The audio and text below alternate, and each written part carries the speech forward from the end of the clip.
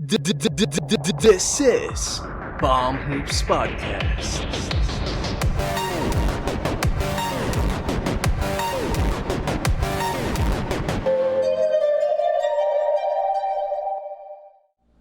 What is up, guys? This is Bomb Hoops Podcast hosted by Jem and Jello. Don't forget to like, comment, share this video, and subscribe. Help us reach 1,000 subscribers. Also, check the description for our Spotify and Google Podcast link. And we're also available on Facebook, Twitter, and Instagram. Just check the description down below for the details. If you're from the Philippines and you want to monetize your podcast, go to podmetrics.co and use our code PalmHoopsPodcast when you register. Again, that is PalmHoopsPodcast for our code. Let's help widen our community and make the most out of our passion. Check the description down below for the details. And also, use our Shopee affiliate link which is flashing on your screen right now to help our channel grow and para ma-enjoy mo rin yung mga free shipping vouchers and discounts sa Shopee. Check the description para do sa link and Ayan, so merong big news and good news sa ating mga Filipino hoops fans na lumabas, which is si Kai Sotto nga will be headed down under in Australia. He will be playing sa Adelaide 36ers for, I think, the next 2 years kasi 2-year contract ang binigay niya. So, what are your thoughts about that? I'm actually excited for what Kai Sotto made with that contract kasi it's a league that's working right now. So, walang problema doon sa paglalaro eh. Walang issues ng probably yung sa pandemic, wala silang problema doon dahil they are playing. For the not too far future, malaki opportunities niya dito kasi we've seen young players actually play big minutes and excel with the likes of LaMelo Ball. Yung opportunities niya nandun. And it works well for him kasi mga kalaban niya dito are grown men. Nakatulad nila LaMelo, nakalaro nila is mga players na batak talaga. Nasanay sa physicality ng mga mas matatanda sa kanila. And ayun nga, yung opportunities niya kasi hindi madamot sa minutes sa ABL. So, not to mention din pala si RJ Hampton. Ayun, galing si RJ din dyan. Hampton Another NBA prospect dati na ngayon is part of Orlando Magic and perhaps one of their building blocks moving forward. So, actually, the NBL is known for its physicality. So, in my opinion, perfect na testing grounds to for Kai Sotto. Kasi, pag binigla mo yung sarili mo sa NBA, baka mapag-iwanan ka kagad eh. And ang dami nga nating mga nakitang draft bust na ang dami nating in-expect. Turns out, hindi pala sila NBA ready. For example dyan, si Darko Milicic, si pangalan niya sa Memphis, si Hashim Thabit. Si Hashim Thabit, yeah, yung malaki. And ang pinaka-recent na major bust sa NBA was Anthony Bennett. So, yung mga may iwasan ni Kai Sotto yung na maganon siya. Kasi he will be testing the waters sa NBL. Ang gusto ko pa dito sa ginawa ni Kai Sotto is parang medyo sumasabay siya sa trend eh. Marami na ring mga players yung mga naglalaro na lang sa ibang leagues instead of the US. Kasi actually may nakita akong bagong video ng Clutch Points na diniscuss nila bakit ang dami daw injury sa NBA and it was partially because of the AAU basketball na at such a young age masyadong binibigla na yung mga bata. May iwasan ni Kai Sotto yung ganun and matetesting niya yung sarili niya in a physical league. Pero kita mo nga sila LaMelo Ball nanggaling doon, so proven na you can be successful in the NBA kahit manggaling ka ng NBL. So, what I like also sa commitment ni Kai Sotto was publicly sinabi niya na he will be playing for Gilas Pilipinas for the OQT. So, for the next Clark window this coming June, sana matuloy na this June yung window sa FIBA Asia, is maglalaro si Kai Sotto. Kalaban niya dyan will be Serbia, Dominican Republic, ganun. So, if ever man mga best lineup yung mga kalaban natin, matetesting siya with the likes of Nikola Jokic, Karl Anthony Towns, Al Horford, etc.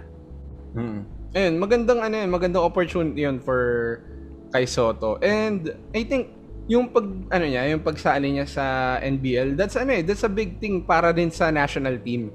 Kasi it's different, it's a different experience talaga pag nakapaglaro ka na against grown men compared sa mga taong nasa age group mo lang.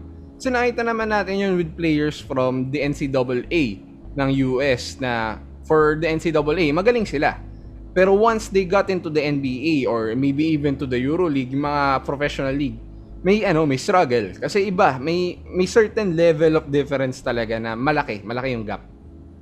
Kaya for Kai Sotto to experience the NBL top for at least the next 2 years and then playing for Gilas Pilipinas, hopefully in the Olympics, laking impact nun para sa team natin.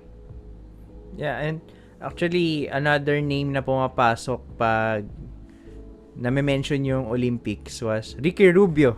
Actually, dun siya na-discover back in the 2008 Olympics. Na I think he was 16 years old at that time. Tapos nakikipagsabayan siya kila Chris Paul, kila Kobe, and he was holding his own. So for Kai Sotto naman, since ang kontrata niya sa Adelaide 36ers is a 2-year contract. So and he will be eligible to join the NBA draft in the earliest 2022.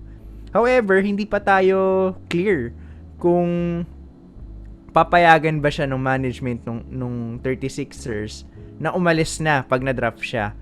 Or magko-commit pa rin siya ng another year, making him draft and stash player. I think for some players, they have certain clauses dun sa contract nila na if ever the NBA calls them up, they can terminate the contract and forfeit na lang yung any money agreed upon.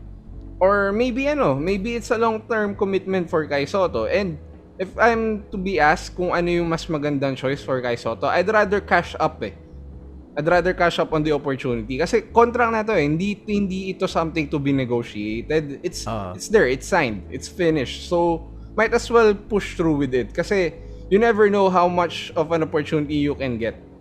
I mean, siguro kung yung draft positioning niya is around the mid first round or late first round, maybe I'd take that risk. Maybe I'd go to the NBA because that's a guaranteed contract if you go in the first round. Pero if I go in the second round, there's a bit of a doubt kung pupunta ako kasi that's a second round pick. Madalas ang second round pick hindi naman natutuloy i-sign ng team unless meron talaga potential to be a project player.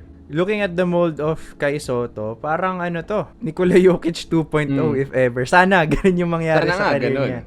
Kasi from the interviews kasi na nakikita natin, sinasabi ng agent ni Kai Sotto na may mga teams na willing i-draft siya. Meaning, kung nag-apply siya in the 2021 NBA draft, kung totoo man yung sinasabi ng agent niya, is may mga teams na willing kumuha sa kanya. I think itong si Kai Sotto, hindi lang enough sa kanya na ma-draft. I think gusto niya talagang maging high-level prospect. Maging mainstay sa NBA. So, I think itong pag-draft and stash niya, it will benefit him more than harm. Kasi since hindi naman siya projected first round pick, hindi siya makakuha ng guaranteed contract like what you said earlier. So, for example, yung first year niya, since syempre bata tapos bagong liga, nangangapa siya, tapos yung stats niya di naman ganun kaganda. He can perhaps enter the NBA draft. Syempre kasi mas maganda na ma-draft ka the earliest as possible. Pero yung another year niya sa draft and stash niya, he can use that to hone his skills, adjust, and perhaps mag-slow down na yung game for him, and that will make him even more prepared for the NBA. Malaking bagay nga yun na prepared na siya for the NBA.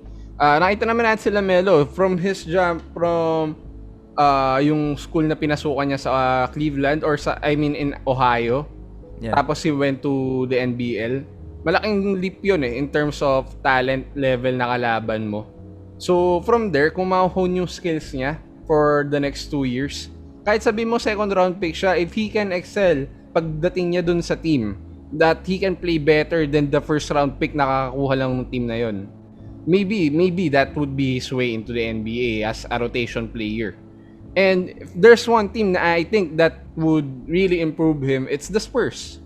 Kasi the Spurs are known for making project players. For example, Tony Parker, Manu Ginobili, even though we knew that they had potential on day one, it took some time to mold them into the players that they became. And even Kawhi Leonard. So, parang I'm really optimistic about it. And nakita nga natin, si Nikola Jokic, he was drafted in the second round, pero draft and stash siya. So, parang nagpahinog siya ng additional year. And nung nakapunta nga siya sa NBA, sobrang efficient niya as a rookie eh. And there were people actually saying na he deserved the Rookie of the Year over Karl Anthony Towns nung year na yon. So, best case scenario, magiging Nikola Jokic 2.0 tong si Kai Sotto. Oo, sana nga. Oh, para makapalag-palag naman tayo sa international play. So, let's move on naman sa commitment niya sa Gilas. Anong tingin mo dito and tingin mo okay ba yon or perhaps baka maulit na naman yung nangyari sa G League Ignite incident nga? I think it's okay kasi mukhang di pa naman siya maglalaro ngayon sa NBL. And if ever, if whatever opportunity there is for Kai Sotto, I think he should take it, whatever available game. Because ang hirap ng wala kang reps. Mahirap yung wala kang reps sa game. You can practice all you want, but game speed, actual game, iba yung iba yung impact nun sa'yo eh.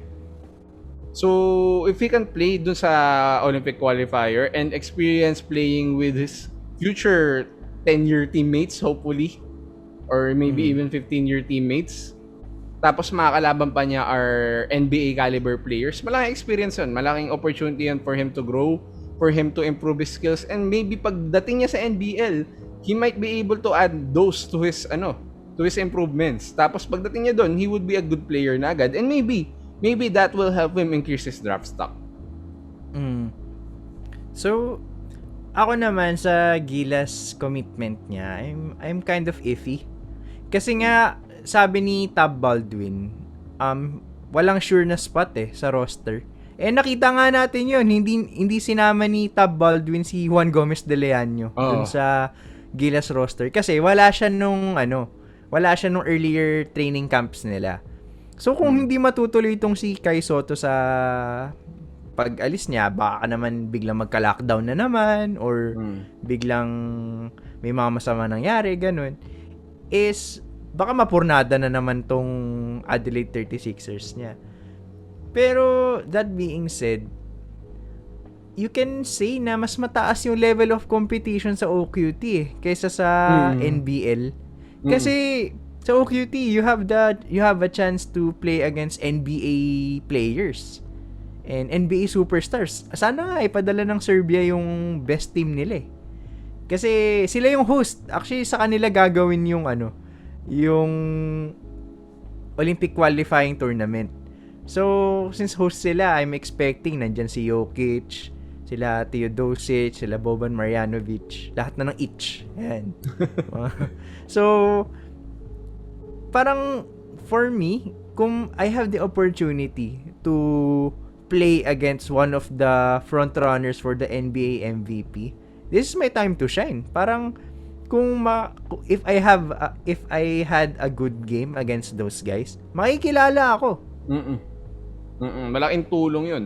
Kasi mahirap magkaroon ng good game kalaban yung mga yun unless you can have a good game pero a bad team performance. Yun na siguro yun. Maybe you can put up the stats but not the win. Ang mahalaga para saan dito kung makakalaban niya yung mga yun is he puts up the win na malaking impact niya pero it doesn't have to show on the raw stat numbers kasi we can still check the advanced stats Maybe he defends Jokic well, maybe he can make the right plays at the right time all the time in that game, and those will help increase his draft stock. Kasi kung papansinin natin yung trend sa drafting ngayon, it's not the numbers, it's not the raw stat numbers na points, rebounds, assists, blocks, and steals. Hindi yung tinitingnan madalas Ang tinitingnan na dito is if you're doing the right things to be a good player, to be a great player. If you remember correctly, yung Kentucky team nila Willie Cauley-Stein and nila Karl Anthony Towns, si Cauley-Stein yung starter nila. And Towns was just the sixth man if I'm not mistaken. Pero number one pick si Karl Anthony Towns because he played the right way. Oh. And pagpasok niya sa NBA, he was already a star player. So, looking at this, parang I think it's a calculated risk na kung ako sa kanya, titake ko talaga kasi I have the opportunity to play against NBA players eh. Yun nga lang, parang as a fan, nakakatakot eh kasi baka maulit na naman yung nangyari sa G League Ignite team. And ayun nga, dahil nga dun sa biglang nagka-lockdown is napurnada yung pagbalik niya sa sa G League. Tapos na-cut short pa yung training niya dito sa Pilipinas. So parang that is time wasted. And as a prospect in the NBA na hindi ka pa nada-draft, time is gold talaga. I think it's okay lang naman. I think he needs to push forward with whatever opportunity is in front of him. If ever, I think meron naman mga certain conditions do sa mga contracts. Kasi hindi lang naman basta-basta contracts yan, lalo na for prospects like him. Usually may mga conditions yan na hinihingi or binibigay ng team para hindi rin naman maging masakal yung players sa kanila. Because pansin ko sa NBL and maybe even sa EuroLeague, meron sila hindi sila maarte or maselan sa mga players na pumapasok sa team nila. If you only play for us for half a season, that's okay. That's fine with us as long as you can play for us. Yun yung nila. Yun yung ruling nila, pansin ko, compared sa NBA and maybe the CBA na medyo mahigpit sila. If you sign a contract with us, you stay with us. If you don't, then you don't. Ganun sila eh. Ito ginawa ni Kai Sotto, I really hope na gayahin siya ng iba pang mga Filipino basketball prospects. Kung nababasa nyo nga sa mga balita, si Kobe Paras is parted ways na with the UP Fighting Maroons and nag-sign siya dun sa agency nila Kai Sotto na East West Private. So ayun, parang heading towards the same direction si Kobe Paras. Siguro hindi sa NBL, perhaps the European circuit, another potential destination, or may mga semi-pro league sa US, pwede din siya doon. May Israeli league pa. Oh. Marami siyang options eh. And perhaps sa CBA, pwede din 'yun. Ang maganda sa CBA kasi, maraming mga NBA veterans normally pag pa-retire na sila, is naglalaro sila sa CBA. Ang maganda doon is mga NBA tested yung mga yun eh. Tapos makakalaro mo. And I think the CBA is kung i-exclude mo yung yung Australia, the CBA is the strongest basketball league in Asia. So actually kaya nga sobrang lakas ng China kasi nasa kanila yun eh. So perhaps some players can also consider that. Para then if ever hindi na sila lalayo, sa China na lang. Ganun. Or perhaps same sa ginawa ni Third Ravenna, maging import sa ibang bansa, sa Japan. I think parang this should be the new trend na yung mga top prospects ng Philippine basketball is hindi na naglalaro sa Philippines para naman tumaas din yung level natin. Maka-experience tayo ng mga bagong competition, maka-experience tayo ng mga mas athletic na players and see how we can take advantage of what we have against those kind of players. So the more we play against them, tapos we take it back to the homeland, then play in the international play, we get to figure out how to play against those players more. Yun yung makukuha natin dun eh. We may not be as athletic, we may not be as fast or as strong, pero once we know how they play, we can counter that up. Kasi lahat naman ng strengths ay may weaknesses din. Lahat ng players merong weaknesses yan. So, maybe he's athletic, but maybe he's dumb. Maybe his basketball IQ isn't that high. Baka doon, mabawi natin yun eh. Maybe yun yung paraan natin to get by players that are quote-unquote better than us. And so, any parting words perhaps? Anong tingin mo overall sa mangyayari kay Sotto? It's just a matter of reps. He's getting all the reps that he can get, all the games that he can play, all the minutes. Kasi yun yung kailangan niya, development, training, playing, particularly playing kasi wala talaga siyang play nitong mga nakaraan. Puro practice. And practice can only take you so much. Kailangan mo ma-experience yung actual playing, actual contact, physical contact, actual experience para gumaling ka. Ako naman, kung kay Kai Sotto, my mentality will be just do it. Kasi the fact na nasa NBL ka, that's uncharted territory for Filipino basketball players. Na history yan. He's the first Filipino player to play in the NBL. Supposedly, ang pinakauna nga dapat si Jason Castro dati. Kaso hindi natuloy. Kaso di natuloy, sayang. Pero ayun nga, si Kai Sotto na. And I think this is a clear sign na Filipino basketball is steadily progressing to the right direction. Kasi dati hindi naman tayo nakakita ng mga Filipino naglalaro overseas. Pailan-ilan lang. Tapos ngayon, dumadami na. Kaya, ayun, nakakamangha nga. Kasi, nakita natin, nag-evolve na yung Filipino race from being the quote-unquote small dudes na they can only play fast, they can shoot, but they're small. Parang unathletic and all. Pero, genetics evolve. And, I think nag-evolve na yung Filipino race to be able to keep up with the other countries, with the other nations who are athletic. Tsaka parang dati kasi, pag Pinoy ka, ang ceiling mo is PBA. Oo. Ngayon, anything's possible na eh. Na nakakita na tayo ng mga players sa ibang bansa. Perhaps not in the NBA, pero we're getting there eh. And kung if ever man hindi si Kai Sotto yung next, I'm 100% confident na merong susunod sa kanya. Merong susunod. Kasi meron ng tumapak ng kapiraso. For sure merong aapak ng susunod na mas malaki. Lagi naman ganun eh. It's never going back, never nag-step backwards. Maybe we will step backwards katulad ng nangyari kay Kai Sotto na maliit na step backwards. Pero maybe that's just something na bumubuelo lang siya to move forward for a bigger step. Ayan, kung may mga suggestions kayo, perhaps clarifications, or may mga topics kayo na gusto nyong i-discuss namin dito sa channel namin, just comment down below or message our socials. Nandyan naman yan, naka-display sa screen ninyo. If you're looking for a shoutout, comment lang din kayo. We'll give you a shoutout. Ayan, so again, if you want to monetize your podcast, just go to podmetrics.co and use our code PalmHoopsPodcast when you register.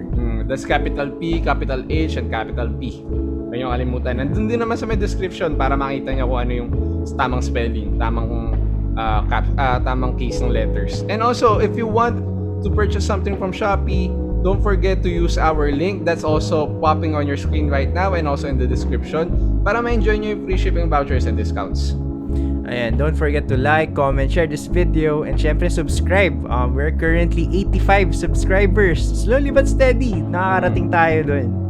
So, ang unang milestone namin will be the 100 subs. So, pag naka 100 subs tayo, meron kaming special na naka-plano for you guys.